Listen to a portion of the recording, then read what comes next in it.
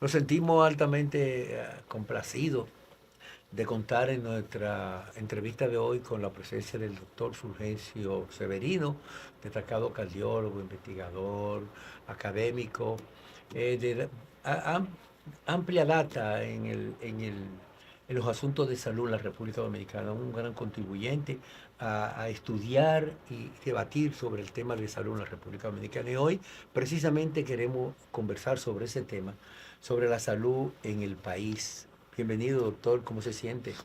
Gracias, para mí un honor, como siempre, compartir con ustedes que además de periodistas son mis amigos. Se dice, Ovaldo y Luis son mis amigos, señores, se- ustedes oyen. doctor, se dice que la salud en la República Dominicana está en sala de emergencia, en sala de urgencia. Hay quejas, hay una cantidad de situaciones que se dan en el sistema de salud en la República Dominicana. Nos gustaría que usted nos pusiera una panorámica de cuáles son los problemas principales que está afectando a la salud en la República Dominicana y cuáles son los obstáculos, sobre todo, para nosotros poder encaminarnos a lograr una salud medianamente aceptable. Bueno, eh, yo diría que el tema principal es de acceso. Acceso a servicios de salud de calidad y naturalmente esto está íntimamente vinculado con el problema principal que de manera estructural lleva a este problema de acceso, que es el tema del financiamiento público.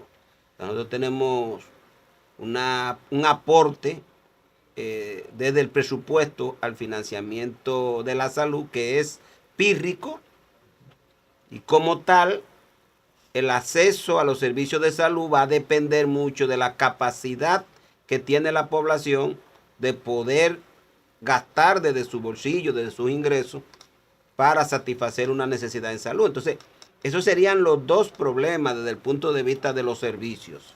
Ahora, desde el punto de vista de la salud, nosotros tenemos otro problema que está muy relacionado con los dos anteriores, que son los resultados de los dos anteriores, que es primero una población altamente enferma. Nosotros tenemos una población muy enferma por su nivel de pobreza, por su nivel de contaminación ambiental en la que vive, la inseguridad y la violencia en la que se desenvuelve la actividad en la República Dominicana. Y a eso entonces hay que agregarle el tema de los ingresos. O sea, una población con bajos ingresos vive en comunidades muy vulnerables, tiene alimentación no saludable, lo que nosotros le denominamos mucho estrés crónico. Por ejemplo, el estrés crónico produce mucha liberación de hormonas, como son la dopamina, la noradrenalina, la adrenalina, el cortisol o los glucocorticoides, como nosotros le llamamos, que son hormonas que generan mucha inflamación, mucha inflamación. Y esa inflamación termina produciendo muchos radicales libres, porque se producen muchas sustancias inflamatorias que generan también muchos radicales libres. Y estas hoy en día se constituyen en los principales factores biológicos, lo que nosotros llamamos en cardiología la adversidad biológica del estrés crónico. Es decir, cualquier una población con problemas económicos, con problemas de empleo, con problemas de no satisfacer una necesidad en salud, con problemas de no poder satisfacer necesidades fundamentales de la familia, entonces usted va a generar estrés crónico.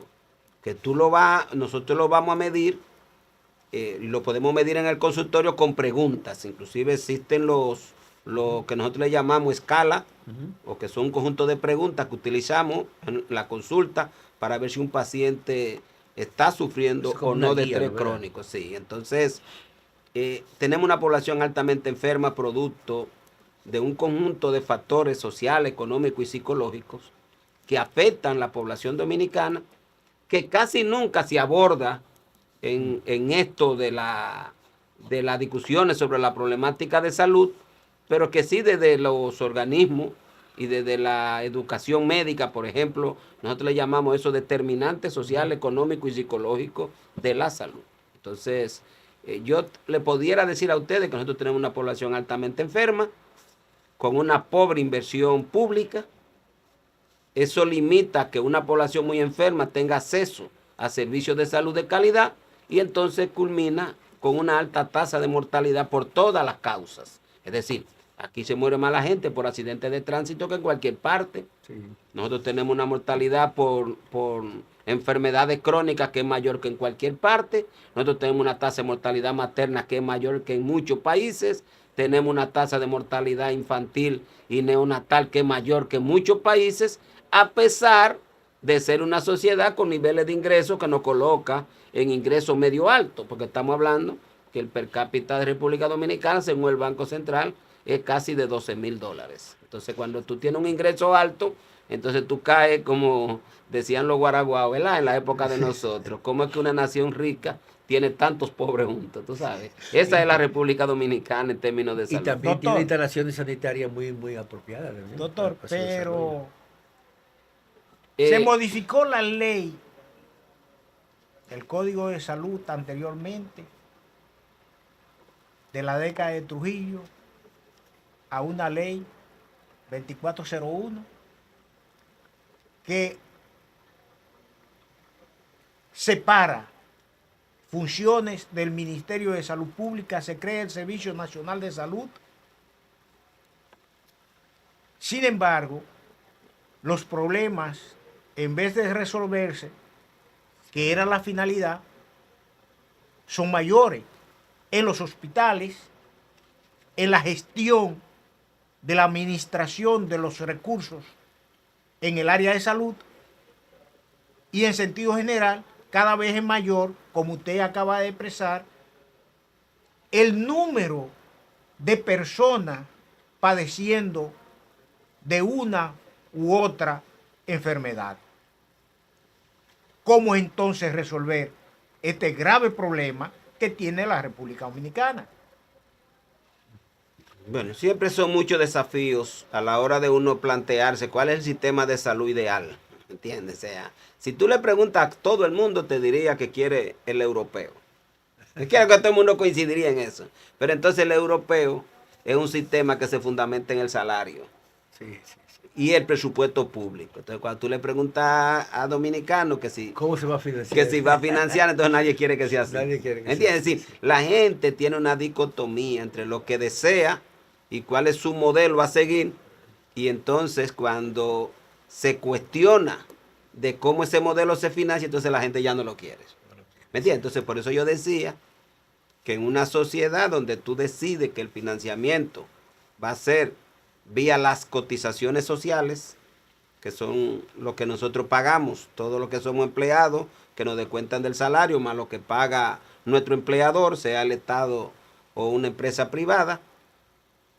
Eso tiene la limitación de que solo 2.3 o 2.4 millones de personas son las que tienen ese tipo de financiamiento, porque son los que tienen trabajo formal. Entonces te queda la mayor parte, cuando tú dices, bueno, vamos a multiplicar eso por 2, entre lo que serían los dependientes, nosotros estaríamos llegando a 4.5 millones de personas que se financian parcialmente por esa vía. Digo parcialmente porque el copago es elevadísimo. La cantidad de procedimientos que no están incluidos es elevadísimo. Entonces la gente permanentemente, y yo tengo un caso muy cercano de una persona que tiene un familiar interno en una institución y de seguro que esa cuenta le va a llegar a 4 o 5 millones de pesos, que no hay forma que el seguro te la cubra, pero tampoco no hay forma de que esa familia la pueda pagar. Entonces, ¿qué hace la gente? La gente entonces dice, normalmente, yo me voy a llevar esa persona fuera de ahí. ¿O qué tiene que hacer? Vender una propiedad que tenga, muchas veces la casa, vender los vehículos. Empeñarlo todo. Y todavía nosotros tenemos una alta proporción. Aquí se estima que aproximadamente el 1% o casi el 1% de la persona y de la familia terminan quebrados totalmente vendiendo las propiedades que tienen, que puede ser una empresa, o puede ser la vivienda, o puede ser una propiedad que tengan para poder curar o poder atender una situación de salud que se les presente. O sea, nosotros tenemos entonces un Estado altamente irresponsable en extremo.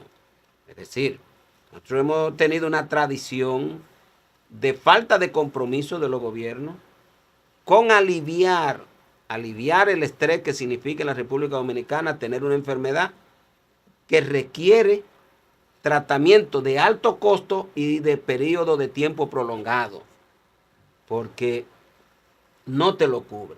Tú tienes, por ejemplo, entonces el otro grupo que se financia con el presupuesto. El gobierno, que es lo que aquí se le llama el régimen subsidiado, porque según el esquema de financiamiento, todo el mundo está asegurado. Porque tú tienes en el grupo del contributivo del subsidiado, tú tienes 5.7 millones de gente que tienen el seguro. O sea, que tú estás hablando que tiene más de 10.2 millones de personas, que estaríamos hablando entre 90 y 95% de la población que está asegurada. Pero ¿qué hizo el gobierno con la irresponsabilidad del Consejo? Que financió esos 4.7 millones de personas mensual con aproximadamente, estaríamos hablando del 12 o el 15%, porque por un afiliado del régimen contributivo se paga 1.600, creo que 53 pesos, me puedo equivocar con algunos cheles, pero por el régimen subsidiado se pagan 258 pesos mensuales. Es decir, se crearon, violando la ley, dos regímenes totalmente diferentes desde el punto de vista del financiamiento, y eso tiene su implicación entonces en lo que le dan. Porque ¿qué es lo que le dan? No le dan medicamentos al régimen subsidiado. Entonces aquí, ¿dónde es que más se paga? Cuando tú buscas el financiamiento privado en salud, el gasto de bolsillo, el 40 al 50% de ese gasto es por medicamentos. Porque al régimen subsidiado no le dan los medicamentos. ¿Me entiendes? Si al más pobre, el gobierno decidió que no le va a dar los medicamentos. Tú dices, pero ven acá, usted viola la ley, pero viola la ley en contra del que más necesita. ¿Me entiendes? Es decir, es una especie de negación de derechos. Entonces, tú miras el otro extremo. Ese paciente se va a ver en el hospital. Entonces, él va de cara a cómo está funcionando el hospital. El hospital nuestro, eso es lo que yo le llamo una estructura sin rumbo. Una estructura sin rumbo. Ahí no se sabe lo que se va a garantizar. Ahí todavía nosotros seguimos empeñados en que el hospital es una estructura en la que debe funcionar estrictamente, atender niños, entonces hay pediatras, atender mujeres embarazadas, entonces hay ginecotetra, y atender cosas de cirugía, lo que se puede en algunos sitios, y algunas enfermedades. Pero cuando tú te vas al fondo de lo que se enferma esa gente, la mayoría de las comunidades de todo el territorio nacional no tienen capacidad para darle respuesta, por ejemplo, que tengan un tomógrafo, que tengan un servicio médico de calidad. De esta manera que estamos frente a un sistema que realmente está en crisis, que está en emergencia, que hay que rediseñarlo, que uno tiene idea, pero en una sociedad hay que ponerse de acuerdo con cuál es el mejor diseño. Y creo que hay las condiciones para hacerlo. Bueno, doctor, mire, el tema que usted ha planteado realmente pone a pensar a muchos ciudadanos. Yo creo que debemos profundizar eso, arrojar luz en busca de una solución. Pero vamos a una pausa y continuamos con esta interesante entrevista.